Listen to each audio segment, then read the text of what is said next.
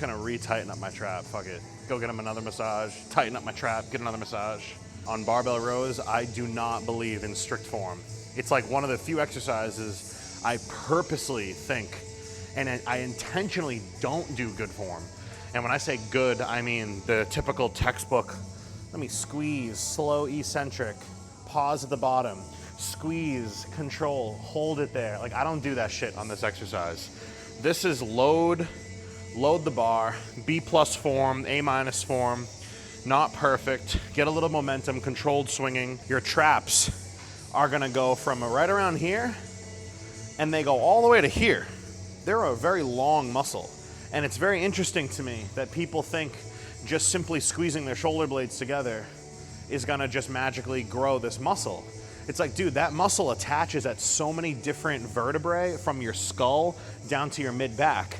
And the thoracic portion of your spine, which is like the upper back, kind of like the natural S-curve of your upper back, you know, from basically, this is like your cervical spine, but right around like here to about here, this is your lumbar, then you have your sacrum.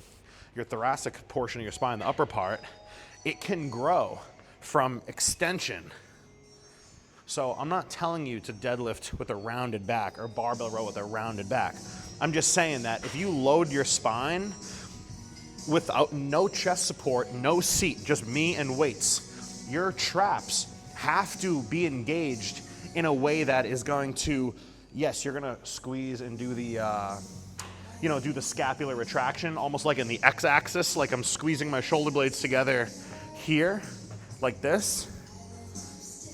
But I also want to make my traps do work like this. And I'm not rounding my low lumbar spine. I'm just letting this weight protract my scapular. My lumbar back is flat. My lumbar spine is flat as a fucking board. I'm never gonna tell you to do that tail between your legs thing. Lock the lumbar spine in nice and neutral, flat. And your upper back is gonna protract and retract, protract and retract. And you have two different axes of planes of motion occurring. You have on the X-axis, you have going this way to this way. So my traps are being stretched and squeezed, And you also have like the Y-axis, which is tilting forward and backward, which is where I get to almost, I don't want to say round, that's a very negative, that word has a lot of negative connotation on it, but I want to let my traps go like that and like that. I'm exaggerating like crazy. No lumbar.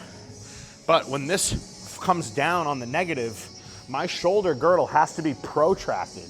And retraction is not just one plane on the X-axis. It's also like the Y or like the Z-axis, where I'm getting trap engagement like that and building thickness by here, protracted, retracted. And it's really important. Once you sit in a chair and put your chest on a pad, you just lost like the main function of your traps, which is to erect your motherfucking spine. And as soon as you sit in chest support, what did you just turn off? You just turned off all responsibility of the muscles at your spine. So to sit and do chest supported trap, upper back, mid back work, and think that that's optimal, you are you are directly in opposition of the scientific anatomical fucking facts of the trapezius muscle. It not only is a scap retractor, it's a spine erector as well. And I know, whatever, man. I'm just gonna leave it at that. And let's go up to 3 plates, maybe 4, maybe 5. All right, 3 plates. I always do like a little like, as everything's even, you know, like are the plates all messed up? So I do like a little, one of those things. If you can walk up to a 300, 400, 500 pounds, 600, and just go like, and just pick it up off the ground, it just looks so casually nonchalant and so sick. But anyways.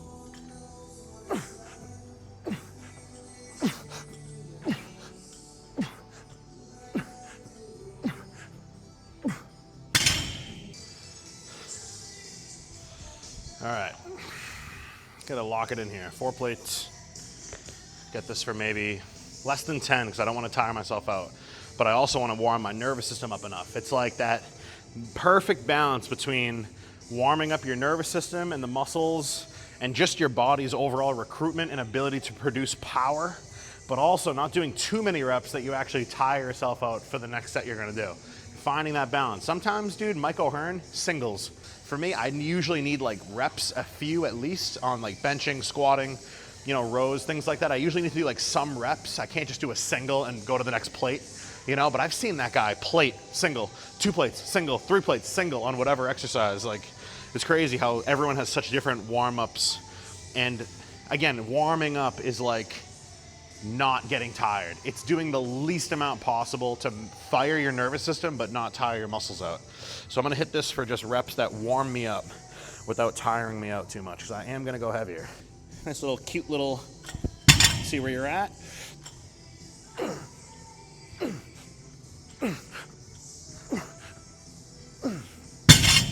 Super easy, man. All right, five wheels on this thing. All right, I gotta psych myself up for this fucking set. This is light. Let's go, let's go.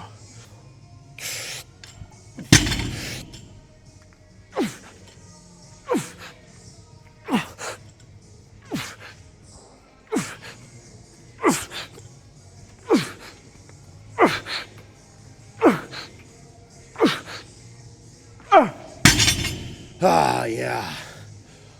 Whew. Love that, dude. Fucking love that shit, man. There's nothing like it. Heavy fucking rows. Ah, new angle.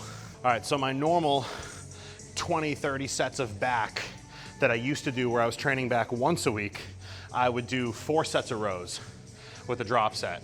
I know that's illegal. But now what I'm doing is, because I'm training everything once every 6 days and not 7, for me, my back is not like a weak point. I built it to a strong point, and now I need to just continue to grow it, but I need to grow other things at a little bit faster rate. So I'm doing 2 sets of rows now, which is weird to me because I feel like I'm barely doing anything. But in 5 days from now, I'm doing this again. Does a man's back that can bent over row 300, 400, 500 pounds, 4 reps, with good form, bar goes below the knee, with minimal body language or an acceptable level of actually helpful, optimal quote unquote body language. Is that person have a small back? Fuck no. So that should be your goal. Like JP said, set your goals stupid high. And if you fall short, guess what? You're still, not like you're still like you barely made it, but like, dude, you've actually landed on a crazy position or a crazy result because you set your goal unreasonable, irrationally high.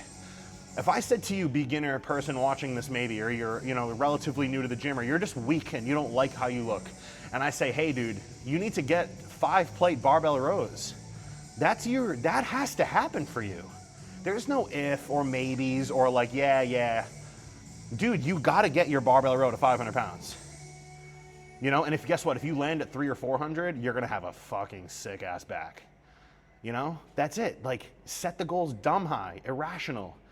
Like Togi, I'm unreasonably optimistic. I fucking love that kid. Oh man.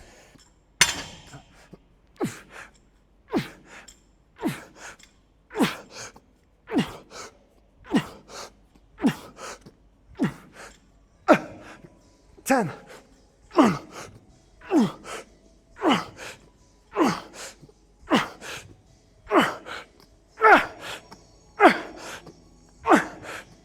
20. Catch my breath. Holy shit.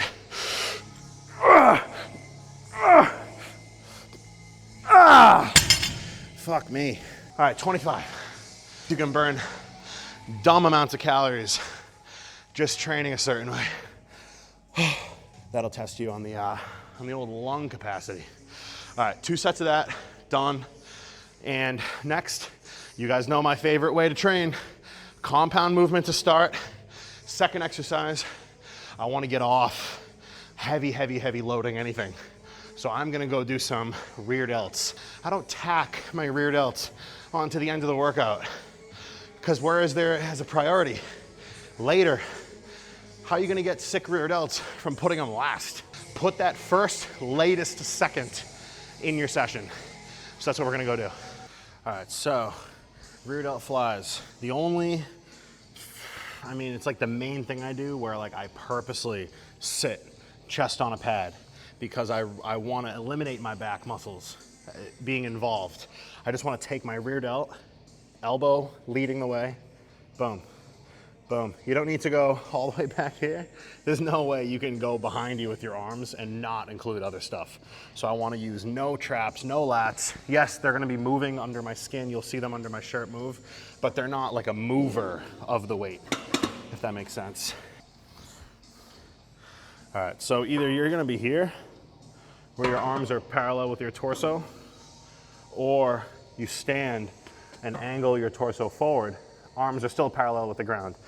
Whichever one you like better, or find a third way to do it. But just the main thing is you're not shrugging your shoulders, you're not initiating anything with your traps or your lats. It's just so light, whatever.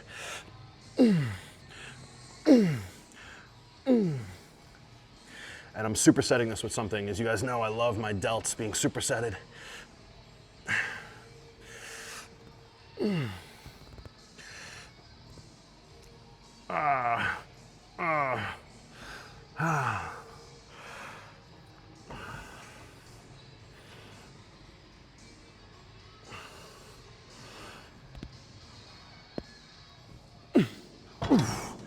Yeah, not the most exciting. Watching somebody do rear delt flies for 20, 30 reps, not super exciting. So I'm gonna grab a pair of dumbbells. I'm gonna be right here, same chair. Your gym might be so packed that you can't even think about a superset, because you leave your spot for 1 second, someone's gonna come grab it. But get your dumbbells, put them at your machine, and you're just here. You don't have to go anywhere. All right, I got some 25 kgs. I'm just kind of slightly bent over. Pull up with those rear delts. Very Phil Heath type form. I don't know if you guys have ever watched early Phil Heath training videos. His early training.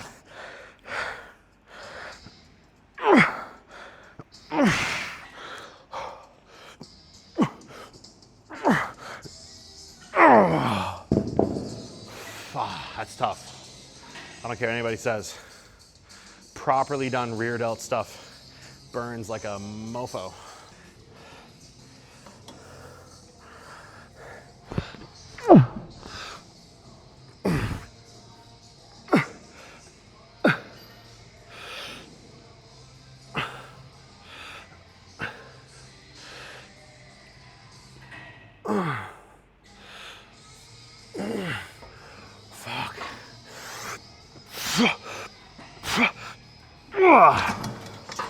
That's good. I like getting tired on it quick.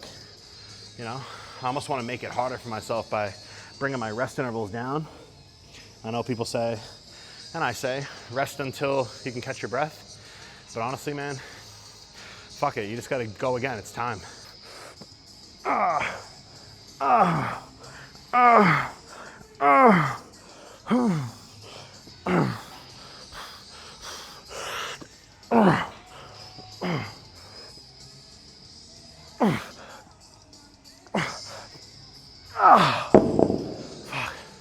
Like, you can do so many cool things. You can go high reps on the machine, low reps on the dumbbells.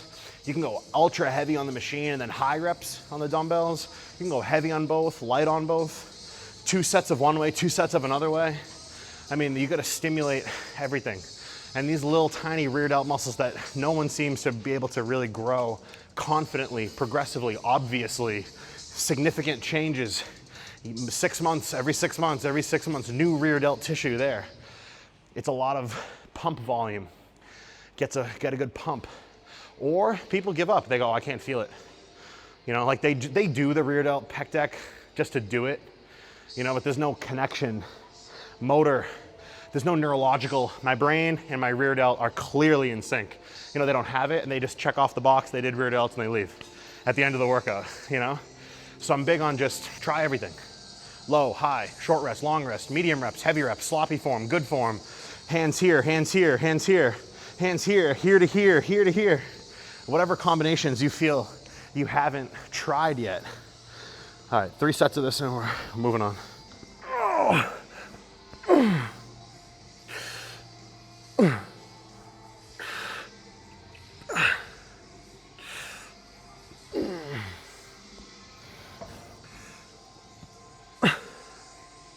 So I'm getting tired at like 12 reps now, which is good. The first set I'm getting 20 plus, and now I'm getting tired at 12. Partials, rest pause, extend your set, go past failure, and then go past that.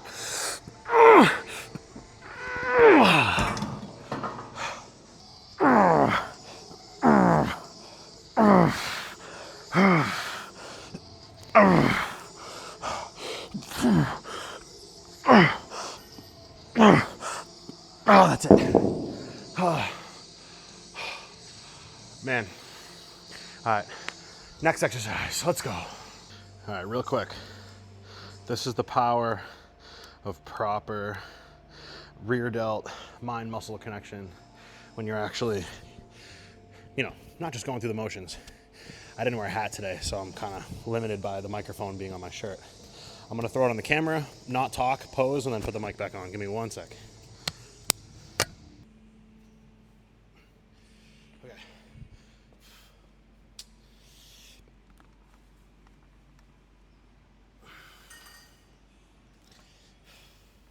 See that?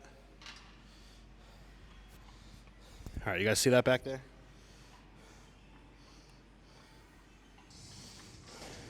See how that's coming off my back going that way? That's what I'm talking about. I want to get that rear delt so pumped that it's sticking off of me. And then when I stand facing front, you can see it. When I stand facing sideways, you can see it. You can see all that. You can see all that back muscle. No matter which way I stand, the rear delts are just popping out regardless.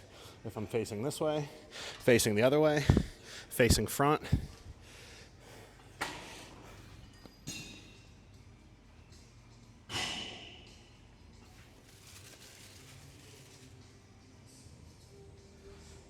Hopefully that kind of proves my point that sick developed rear delts absolutely transforms your whole upper body. I didn't press. I didn't do anything side delts. All I did was rear delts.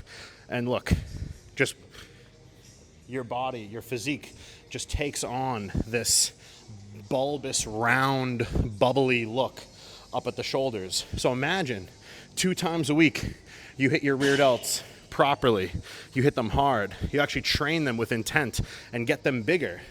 Imagine what's going to happen to you in a year when twice a week, that's 100 fucking times you're hitting your rear delts in a year. You're telling me that if you don't, I mean, let's say at the beginning you kind of suck at it, whatever, but if you can get good mind muscle connection with your rear delts, it might take you a few weeks, but after a while you're going to build up that mind muscle connection, dude, and you're going to have big, round, sick looking shoulders. And someone's gonna say, damn, how much do you shoulder press? You know, what do you do for shoulders? And it's like, dude, I just prioritize the #1 delt muscle that gives you that round 3D look, which is, you know, if you go like this in the mirror, or you go like this in the mirror, go like this, if your front delt and your rear delt are the same size, you are going to have a different look and a different aesthetic, because again, aesthetics over everything. Mass is whatever, but if you're not aesthetic, proportionate, balanced, wide shoulders, tight waist, if you don't have that, then you still got work to do in my opinion, and you're always going to have work to do. Yes, I understand perfection's not real, but I'm just saying, if you can seriously look at your shoulders in the mirror and go, you know what, my front delt's a lot bigger than my rear delt, that shows me right there what work I have to do. Or if you go in the mirror and you see ridiculous triceps, no chest, it's like, damn, something's got to happen with my chest training because all my pressing is going to my triceps. Oh, Sam Sulek, you know, everyone raves about this kid. I mean, yeah, he's got a great physique for his age. He's 20 years old, so imagine where he's going to look in 5 years from now. If he's already that developed at 20, imagine how sick he's going to look at 25. If he looks at himself on a IFBB stage and goes, damn, my triceps are kind of weak, my chest is kind of weak, and then he goes to his training and changes his training. That's what I'm saying to you guys. You don't have to be a superstar to just objectively look at yourself and go, oh shoot, my chest is flat. Okay, my delts are big and my triceps are big, my chest is flat. Right there should give you like an exact kind of like protocol or like what you need to change about your training. My back, when I turn sideways, there's no like thickness coming off my back. There's no slabs of meat going behind me. Okay, cool. So that means that my hip hinging motions need to be prioritized. Something that builds my erectors and my trap thickness. Oh, my biceps are huge. but my back is small. And every time I train back, I get a bicep pump and my back doesn't really get sore. Like, those little pieces of data are going to be 10 bazillion times more important and helpful than fucking studies or some kid's reel who's stitching over some other kid's reel, who's stitching over some other kid's thing, talking shit about somebody else and whatever. Like, delete all that. This is a JP themed video, trained by JP. If you don't follow him, give him a follow. I'm gonna do a cable row that is just overall back, but I'm gonna purposely flare the elbows up to target more of my rear delt. So check this out. So my one issue, I guess, with cables is people, when they sit on this, they get a lot of hinging from their hip. They row at their hip. So their back is flat and they lean forward and pull at their hip. What I want to invite you to do is, remember, anatomy is important. I know it's nerdy and sciencey, and I don't want to get into studies. I just want to get into the anatomy of the human body. There's no opinions. This is facts. If you hinge at that point while you're doing cable rowing of any kind, I would say that's cool. I think an even better way is to actually lock from your hips and ass up through your lumbar spine and flatten it out here. And when you reach forward for the cables, instead of reaching forward here, I'm gonna reach forward here. So my lumbar spine is flat. It's the same principle as the barbell rows. Is that there's a huge difference, in my opinion, between hinging here at the hips and rowing versus hinging at the shoulders and rowing while my low back stays flat. And I think that's just better. Like, you're obviously gonna row 10 times more weight if you're coming from your legs and you're hinging like as if you're deadlifting it. So I'm not trying to deadlift it. I'm trying to just stay here and let my shoulders protract. My low back is flat, but my upper back, thoracic, is rounded. And again, the word rounded is weird, but in this situation it applies.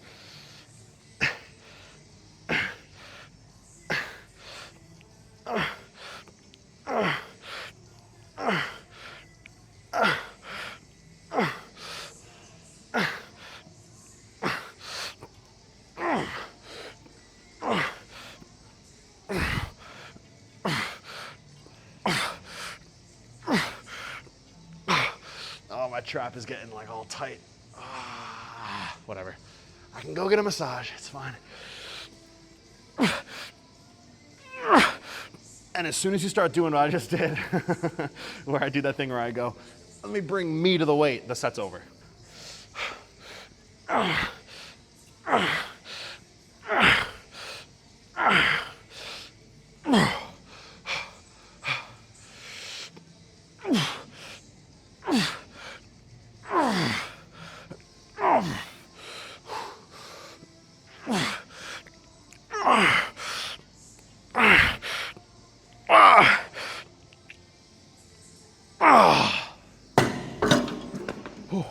The UK guys, the British guys, they like saying sleeps. How many sleeps between workouts? I think it's so funny. Like 4 sleeps ago. It's hilarious. They don't say like, oh yeah, 4 days ago. 4 sleeps ago. Like, I slept 4 times. It's really funny because sleep is like, I had 4 opportunities for recovery, you know? I think it's just a funny quirk, cool cultural like language things. From here, I can pull the whole thing with one hand. But if I go here and I just protract and retract with my rear delts, it's a lot different.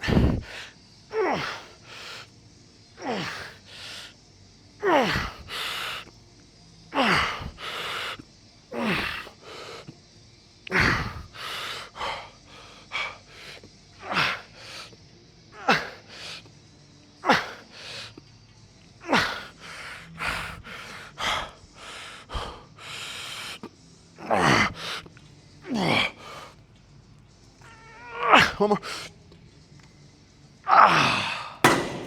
Okay. Oof. This gym, obviously I have a regular pull-up bar where I can go double hand over. Double hand over is tricky for me because I'm trying to elbow into my rib cage. And it's hard for me to do that when my hands are both overhand. My elbows naturally want to flare. So when I go neutral grip, my elbows can track more into my ribs, which to me is more lat focused, which is my goal here. And my pull-ups are not me going like this straight up to the ceiling. I'm tilted back and I'm rowing I'm like rowing the pull-up bar to my chest. Like that.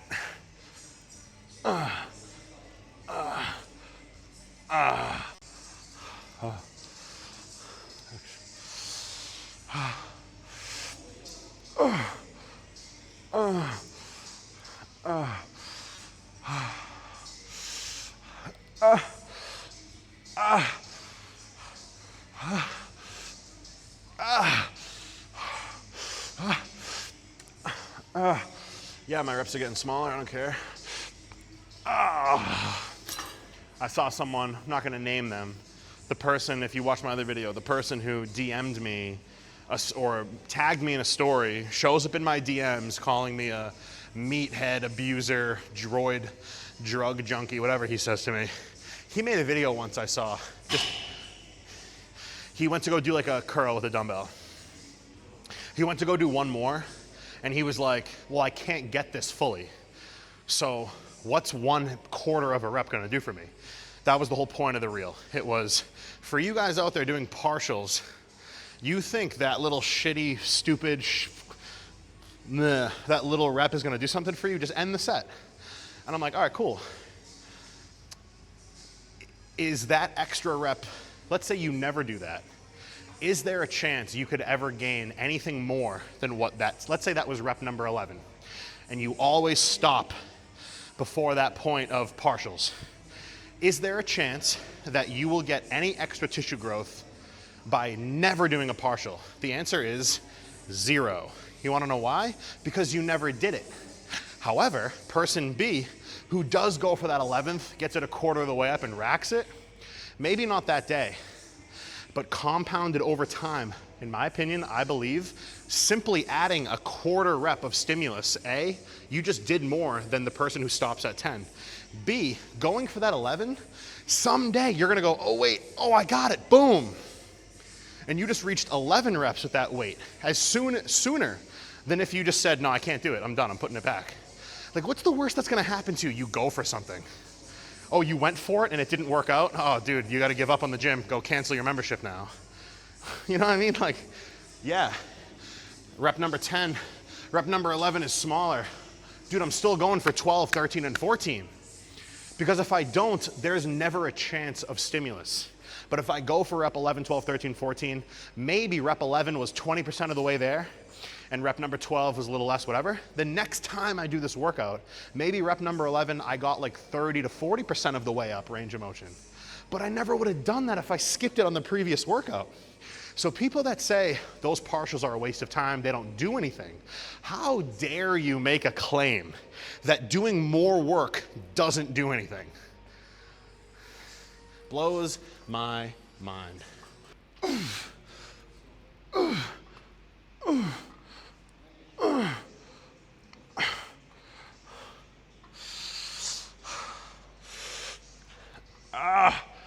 God, these suck.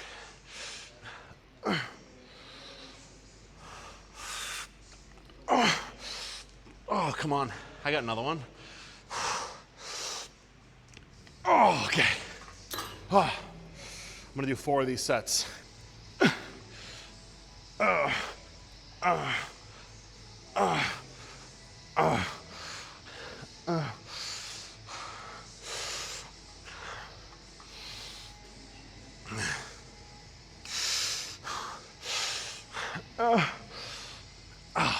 Come on. Rest, 3 seconds, 2, 1. Rest, 3, 2, 1. Pretty solid session.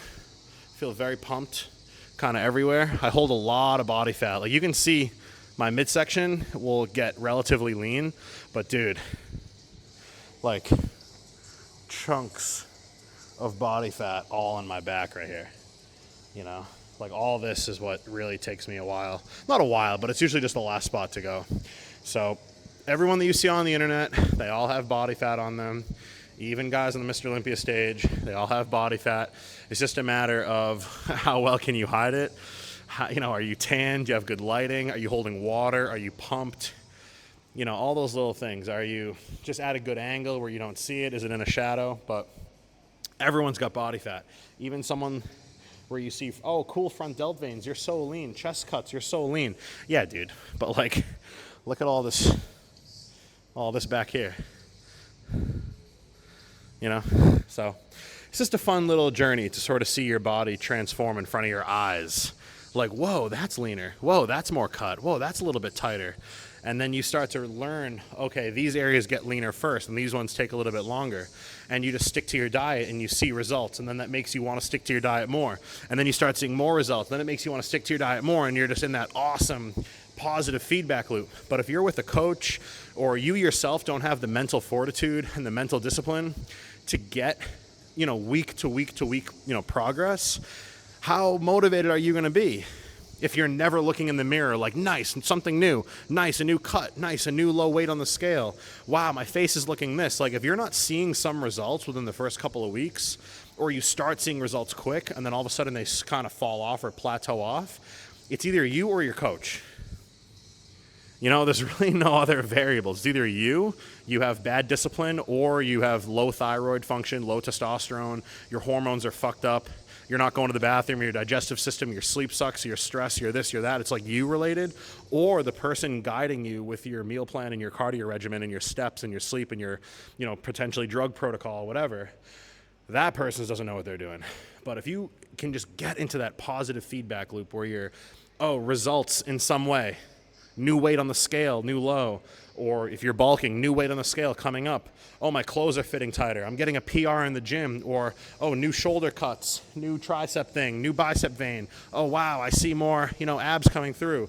Whatever. Like, if you're not getting that, or you're getting it and it falls off, you got to get back to that, because that feedback loop of results makes you want to do more work. Results makes you want to be more disciplined. Results makes you want to try harder. Results makes you want to stay. And you just stay in that, like, bro, that's the money zone. I don't know what that's called, but that is the zone of results. And if you're, you know, if you're getting those results, you know what I'm talking about, because it feels fucking fantastic. But that's the end of the video. I really hope you guys enjoyed this one. A lot of good stuff I feel like I gave in this video. So if you liked it, you know, gently, without accumulating too much F word, hit the like button, the sub button. Don't hit the notifications bell. I mean, just, you'll see my videos pop up. That's a little much. I don't need you doing all that, but a like and a sub would be sweet. I'm trying to get to 1,000 subscribers. I'm at like 970 whatever, and the channel's gonna be getting monetized soon, which is crazy, because I never thought I'd be making money from lifting fucking weights. And if anybody's interested in how to go about making a fitness YouTube channel, or you need some advice, or just you want some insight on my experience behind the scenes, comment, whatever, but I'll probably make it anyways. But anything you guys want to see, dude, like, I'm literally here for you. Like, I'm literally making videos because I enjoy inspiring, educating, helping, entertaining, connecting, making a sick community of just gym bros that love lifting weights and just love this stuff. You know, people that look at this as like it's the favorite time of their day or favorite hobby of their day. Like, that's the community that I want to build and create. And if that's you, you know, welcome to my little, hopefully it won't be so little soon, channel. And yeah, let's keep it going.